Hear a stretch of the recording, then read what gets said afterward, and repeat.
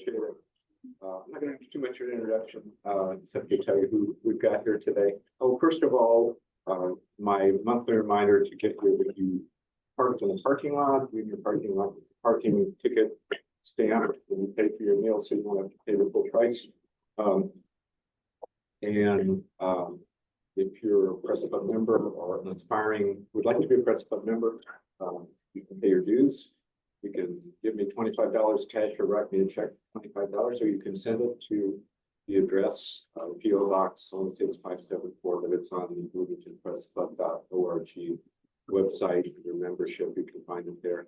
$25 for the year. That supports United Way internships for IU students and also scholarships for the High School Journalism Institute.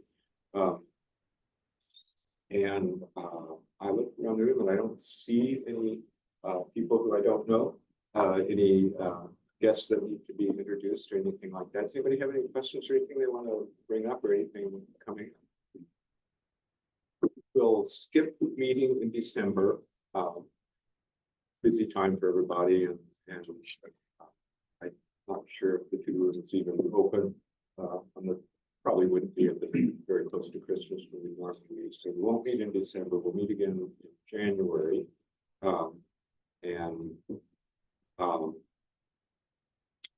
In January, we'll hear from Kathleen Johnston and possibly students from the Arnold Center for Investigative Reporting, hear about the projects that they've been working on. So that's the planned program. In February, we'll meet again and we'll hear from Nancy Patton, I believe the name is, who is the IU Vice President for Communications and Marketing. So that could be interesting. So that's what we've got to have now. Anybody wants to join the Press Club board, let me know. We've had an open seat, and we can use more energy, more ideas. So with that, our program today is going to be from the Limestone Post, Ron Eid, and WFHB News, Kade Young, and Noelle Herhusky-Schneider. Okay.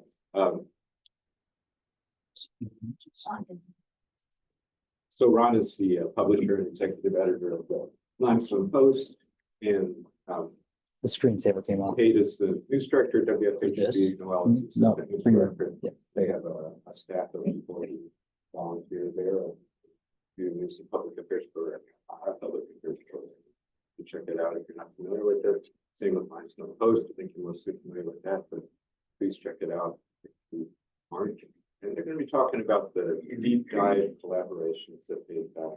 And I'll just say one thing, in all those conversations we've been having locally about local news and the future of local news and ways to save and salvage and make local news work, one of the really consistent themes has been that collaboration is essential. Different outlets, you can't just have we have a lot of outlets in here. That's good. But if they're all going in different directions and trying to fill similar niches on top of each other, it's not as effective for audiences and for community. And collaboration can really make a difference in terms of audiences, a sense of community, and kind of stories that are done. I'm sorry, disclosure. I've done some of these deep dive stories, doing some of the most fun things I've ever had to work on. It's been great working with these guys from WFHB as well. Always great working on.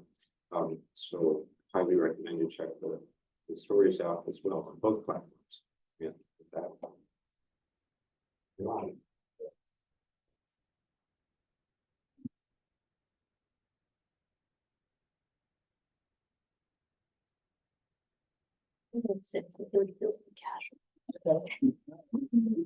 I'll just give a brief intro. I'm Ron Eid with Limestone Post magazine. This is Kade Young and Noelle Herhusky-Schneider with WFHB.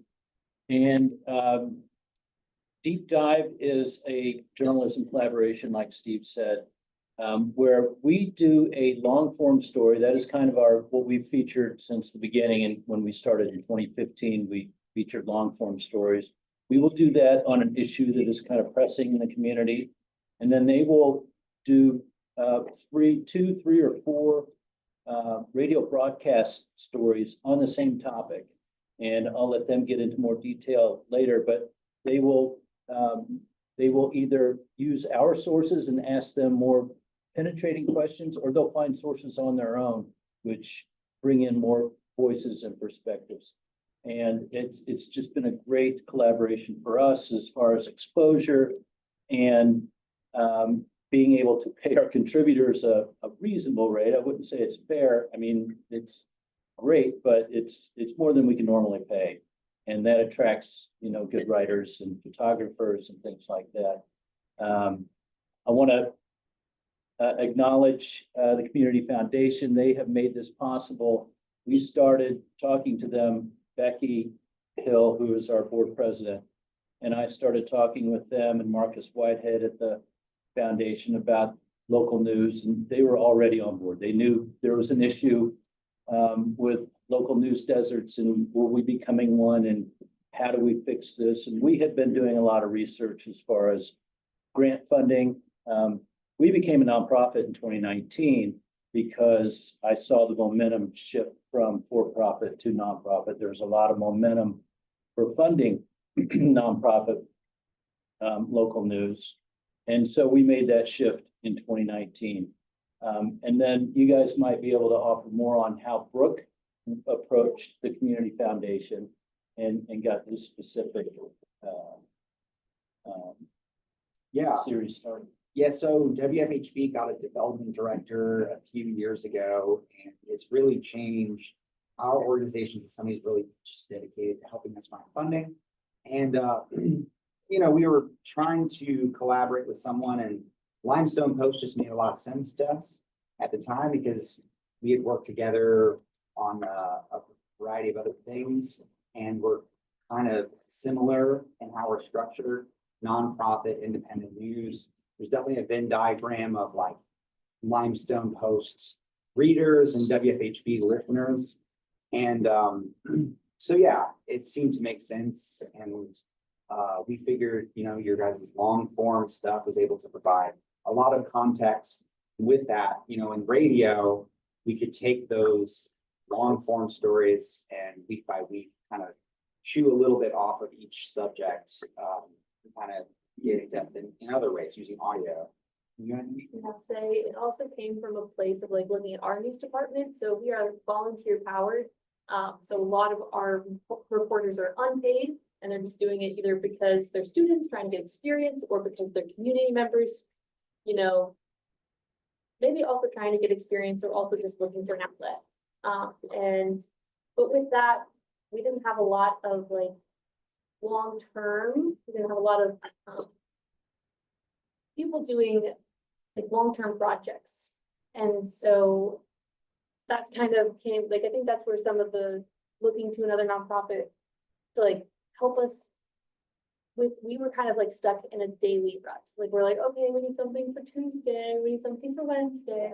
And so this has also really helped us provide consistent, like, we know we have consistent coverage that is high quality and more in depth than we were providing before. So, yeah, that's a great point about being volunteer powered, because we're mostly freelance written. So our contributors come from all over the community. We have a nice broad cross section of the community, different voices coming in and writing for us, still maintaining those editorial standards. And then they're volunteer powered, so they have the same thing. They have volunteers from all different parts of the community, and their community affairs programming is outstanding. They have a daily news, award-winning daily news program and department. So it was just a really good combination to work with. And part of the benefit of this is that we do get to share resources. So we have used a couple of writers from WFHB, and they've interviewed some of our contributors. One of our photographers is Benedict Jones, who's on the staff. So, he's like he's kind of one of the voices of the WFHB state local news. Yeah. And to give you an idea of like the workings, how this actually has started working, I should back up. we started talking with the Community Foundation and they gave us the grant in late 2022. And our first article was February 2023. And then last year we had 10 articles, and then they were able to secure a Knight Foundation grant to extend that for even more. So we're doing it again, and it goes through April of next year. So that has been just fantastic for us. I want to do a little bragging because last year we were a member of the Institute for Nonprofit News, which is a national organization that obviously represents nonprofit news outlets. And they recognized the deep dive series as a journalism collaboration of the year nationwide. So that was a finalist. We didn't win, but it was a finalist. There were like 3 of us that were finalists. So that was really huge. And then this April for 2023 with the SPJ Awards for 2023, and we submitted several for that and ended up with 7 deep dive awards, both radio and magazine. Steve got first place, Becky got first place. There were 4 first place at least, I think. You know, it's hard to keep up with all these awards. Michael Glab, who is one of our regular writers, he's also has a program on WFHB. Stephen Higgs is a longtime journalist here in town, won an award. So it's just been really gratifying to see the impact that we're having, and readers, I know readers have really responded well to the topics we're covering, and that's another thing is the breadth of topics has been really good, from housing issues, the housing crisis, to food insecurity, to the power grid, to the water quality and the health of Lake Monroe, and education and health. And, you know, it's really, I think, the spirit of the grant that you guys first were looking at. And I think it's just been a really gratifying series for us.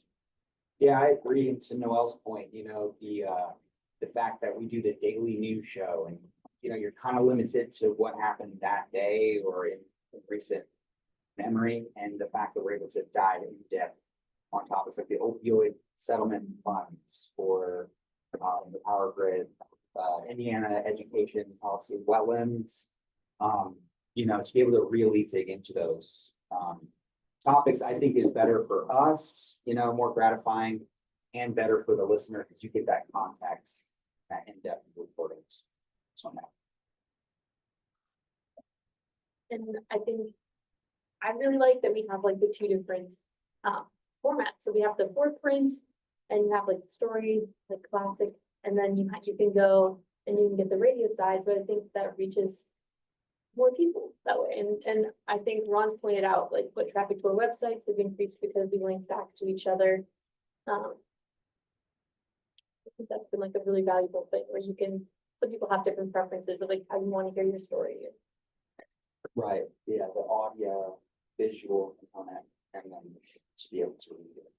Yeah, we've definitely seen a boost after you guys do a report, even though we usually publish our stories first and then you take it from there, and you're actually working on it before we publish, but you know, you have the following weeks, and then we see a little bump in our analytics after your radio program. So it's like people are listening, they're going, I'm going to learn more about that. And that's what it's all about, is, you know, just trying to get more information out to people.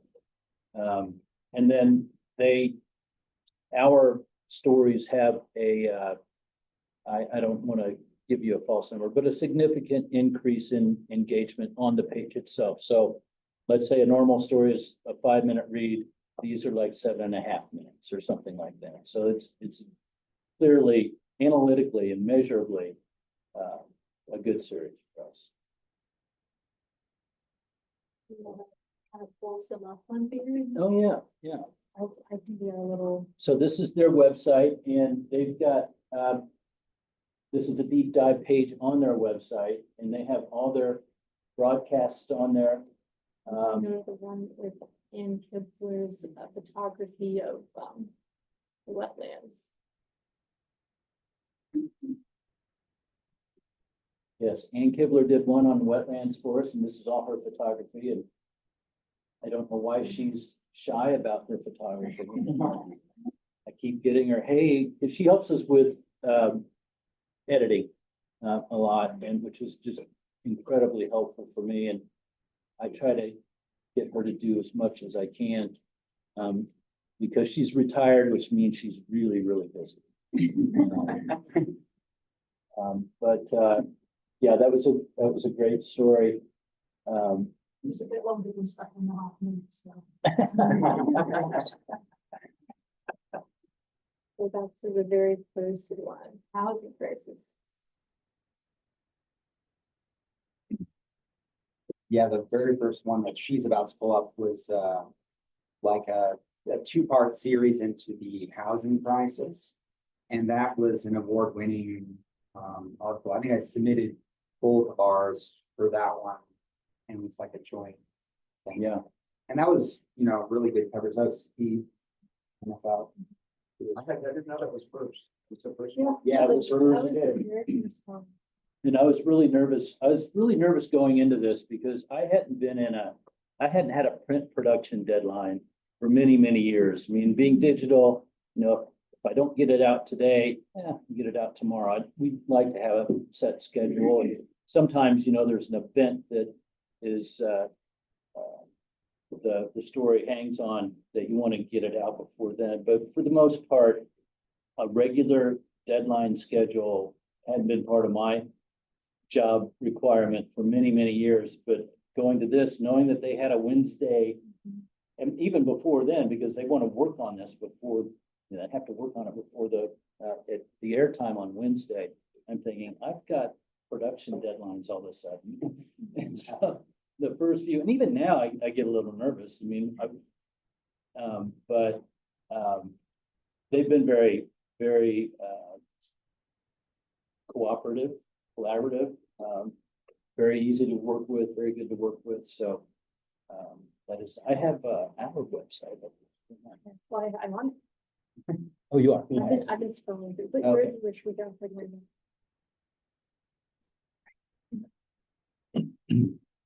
And I'll just say, for us, especially sometimes, especially in the very beginning, when we were starting, you know, with Brooke there helping facilitate this idea of the collaboration. For us, it was pretty fun. We would just want to say, oh, it's nice to talk to other journalists too, because, you know, we have like a small newsroom, lots of DJs in the station and other things. And sometimes, you know, we could kind of feel isolated because this little, like, tiny newsroom, but then, yeah, what you're saying about interconnecting with other nonprofits and other outlets in this community was really refreshing. Like we kind of would find like some inspiration and just enthusiasm just from talking to other people who like are also passionate and care in the community. Yeah, we've had several meetings. As obviously in the very beginning, we wanted to lay out sort of a roadmap on not only how it would work, but what we were going to cover. And so we would bounce ideas off each other, and they came up with some great ideas that I hadn't even thought about, or they had reasons for a particular topic that we should focus on. So that's been really helpful as well. These are the SBJ winners from April for us. There's Steve and Haley Miller going left to right, Stephen Higgs in the back, Becky, Christina Brachtenhoff, who works for the WFHB, but she wrote an article for us, and Christina Avery.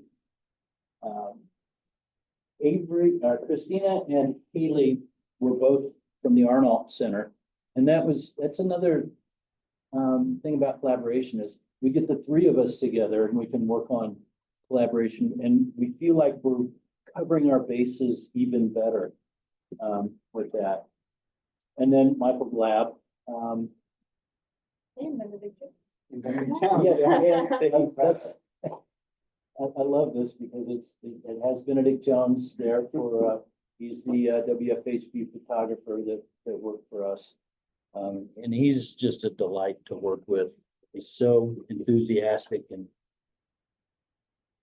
helpful.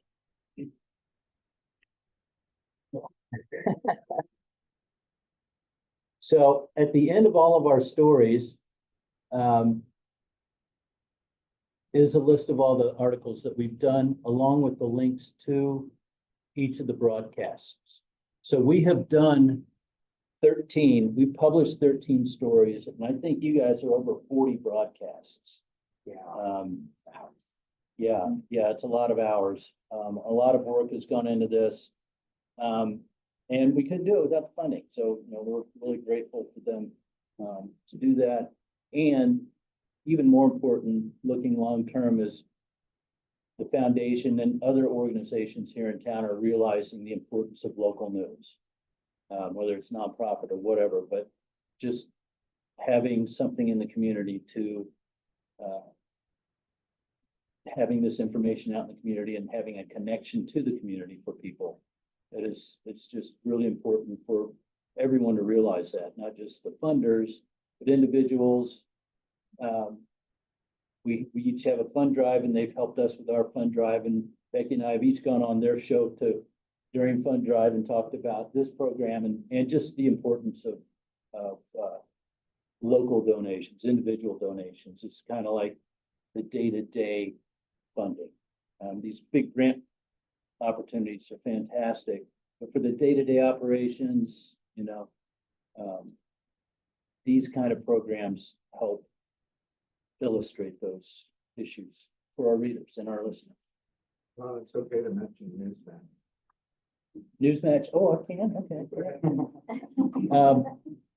We are a member of the Institute for Nonprofit News, as I mentioned, and in November and December, they have a news match program. So any donation we get, any individual donation we get, they will match dollar for dollar up to $1,000. So we are doing that right now. We have one of our board members, Kade Lorenzen, is well, several board members. Becky's working hard on this too, but just putting a lot of work in, getting the word out, having people do videos and reels and Instagram posts and things like that. So this is our big fundraiser of the year-end fundraiser. Yeah, it's a great opportunity. If you feel like donating, now's the time to do it, because it will be doubled. Your donation will be doubled, whether it's a one-time donation or month to month. They will match a monthly donation 12 times. So for the whole year. WFHB does on-air fund drives, 2 years. Go ahead and, about that one. Yeah, basically twice a year, we have on-air, live fund, they're fundraisers, we call them fund drives. Basically, we cut into all the programming and ask listeners for donations. It's a lot, that's where we get a lot of our funding, not all of it. Yeah. We think like about a third of funding, at least, comes from that. I think so. Yeah.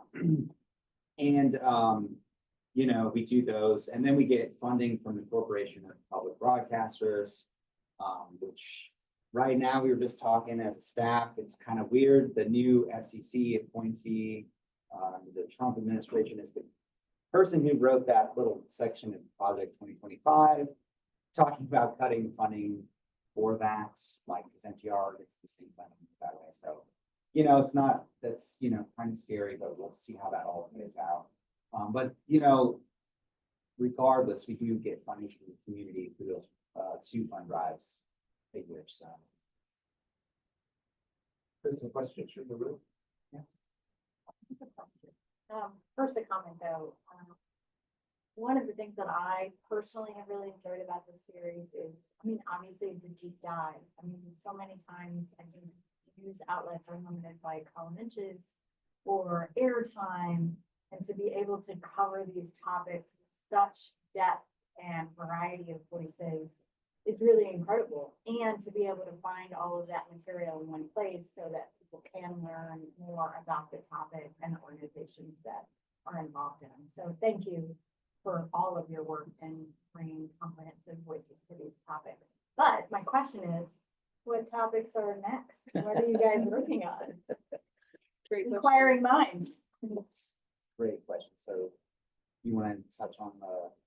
Yeah, it's fluid. It depends a lot on if we can find the contributor to write it, because these take a lot of time. I mean, these are a commitment, and someone has to be really interested in the topic and fairly knowledgeable. I mean, a good writer can find out about stuff, but on given the timeline, you know, a lot of these are enterprise stories, which means a reporter will spend months on it.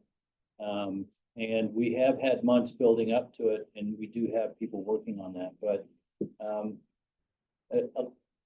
it is a matter of finding the right writer for the right story. But I can say we are getting ready to do a story on the police social worker program. They don't call it that anymore. It's the police social service worker program. I Mental- wrote that. mental health. Police social workers, so. Yeah, yeah. That's at And least, you know, colloquial. And at the last press club meeting, Marjorie Hershey was here.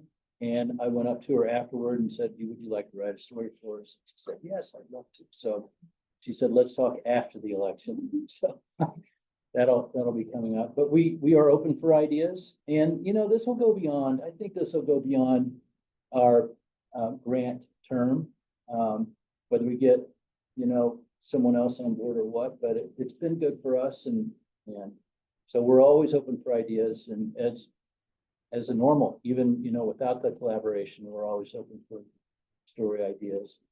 You know, I've bugged Mike for several times. Doors open if you want to write for us, but after that, we have 4 more, right? The police, the January, March, and April. Oh, it's mental health. We're gonna do one on teen mental health, or have you decided? Girls. Girls' mental health. One that, like, we actually haven't passed around yet with Limestone Post, but it keeps coming up to WFHB, where I think it'd be a good deep dive, is transportation, just like comparing Bloomington to, like in terms of like energy and all, and like, why can't we have trains, and diving into all that. That's good. But- Might be able to find Sounds a writer for percolating. that.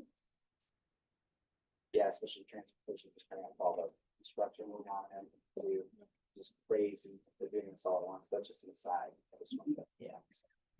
Agreements somewhere. has to be said. It just has to be said, yeah. Yeah, we did a couple of stories years ago. Actually, Matt Flaherty, before he was an elected official, did stories on the bike infrastructure, and Sean Starowitz. He was in the Arts Commission or whatever. So that is a big, you know, we're a bicycle town, so that is part of transportation. I'd like that. And for April, that'd be great for the fall. Yeah. I'm just curious what you have to do and what considerations you have to make to take a story from print to radio. Years ago, I read like a biography of Walter Cronkite, and he was talking about the need to kind of, I want to say like basically repeat stuff in a story, but I mean, I almost thought of it kind of like you know, summarizing almost at the beginning and the end, because people kind of forget when they're listening to a story as opposed to reading it. So what kinds of considerations go into kind of the, I guess, nuts and bolts of taking a story from print to radio? Great question. And we definitely do that. Like, yeah, we kind of like introduce what the person's gonna say, because yeah, let's say you're like in your car, it's gonna just help you better understand what that next quote's gonna say if you're like really well primed for it. And I think when I first got into radio, that could be a little like, oh, but isn't that obvious? But it's, you know, you have to like, yeah, picture yourself just like listening and making sure that you're like signposting and all that. I think the biggest difference is we use like way more, like, you know, we're in one of the interviews that like they use, maybe some of their sources will send us an interview they use. They'll like, you know, when you're taught, you use that golden nugget, right? You get that like little quote. But we are going to use a lot more of it, and it's going to sound maybe a little more conversational. And yeah, I think that's like probably the biggest difference when you look at our stories, in my opinion. Yeah, I agree. I think like in print, the quotes are much tighter and, you know, like you're saying, it was that golden nugget. In radio, the quotes can breathe a little bit. It's the actual voice of the source. So, and a lot of it is source driven. We talked to a lot of people and, we let kind of the voice speak for itself. And there are those reminders that you have to have, because you have to assume with radio that somebody just gets in their car. We air the local news at 5 o'clock. A lot of times people don't get off right at 5, or when they're in their car at 5:15. They're just turning on the radio. They have no idea what you're talking about. So to kind of put it into context of, you know, what the subject matter is and whatnot, I think is. Sometimes I actually need to do that more. Sometimes I forget to, especially with just like, if we were doing a really long interview and that person's a talker kinda. Yeah. I remember one time, Be hard. yeah, someone came and was like, maybe like, because they've talked, and it was such a long episode, sometimes they're not as long, but sometimes they can be pretty big. Yeah. Like a little, just reminder of like, so somebody who just got in the car, who is joining, could like catch back up. I don't want to do that as much. Yeah, it's always, you know, it can be an afterthought, but I think, yeah, we'd like to kind of break in there and just at least remind people. So what kind of, how do you, adapt to kind of, I guess, those sound quality, audio quality issues? I'm just thinking about, I send you guys raw audio, like interviews that I'm doing, I'm talking to these people at Starbucks or whatever, and there's people slamming dishes in the background, and I mean, I guess that's, what do you call it? That's like that sound. Yeah. Natural sound, but, but I mean, you know, how do you make that work when I'm sitting there, hour-long interview or something like that? Right. Well, personally, I like a variety of sounds in a story. I like, you know, somebody on the phone or somebody in a Starbucks where there's a little bit of racket. I think that's good radio, honestly. Because a good radio, I think, when you're doing it well, it's like if you can close your eyes, not if you're driving, but if you're listening at home, you can close your eyes and kind of place yourself at the location. I think that's the medium that radio provides. That's like the benefit of that medium, is that you can, you know, create that in someone's head without visual. You're just using audio for that. So I like a variety of sound. I mean, there are some techniques we can do, like a little noise reduction, or, you know, some EQ. I try to remember not to talk over my sources. Yeah. I have it. Yeah. Yeah. Back when I first started, right, like, because you want to like reaffirm them, it's like, oh yeah, and, yeah, I get it.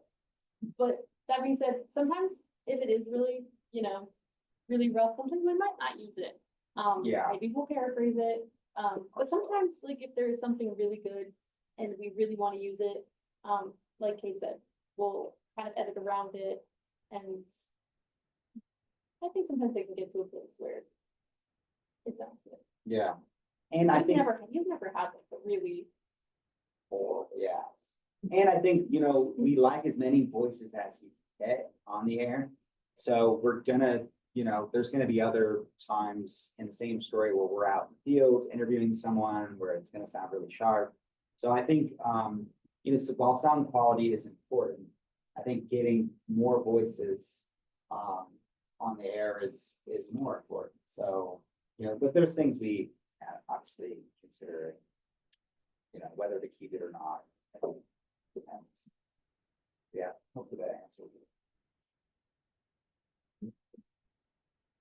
Ron, you mentioned that you're seeing some indication of increased viewer attention to the deep dive in terms of your analytics from the website. Have you received any more qualitative feedback from some of your listeners or from your readers regarding either individual stories or the project overall? You're giving a sense of how your audience is reacting to it? Yeah, in fact, we just got we're pushing this news match fund drive quite a bit, and we just got a donation from someone, and in the comment section, she said, "Thank you for covering refugees," which was one of the stories that we did. So yeah, we do get comments like that. Right, I wanted to add another one too. Nick Boyles is the executive director of the Indiana Recovery Alliance. And he really appreciated, how we addressed the negative stigma around people who use drugs and characterize the people impacted by the opioid crisis in an accurate, humanizing manner. So that was nice feedback from him. So some of the sources we're talking to, we get good feedback, and then anecdotally, I feel like people tell us good stuff.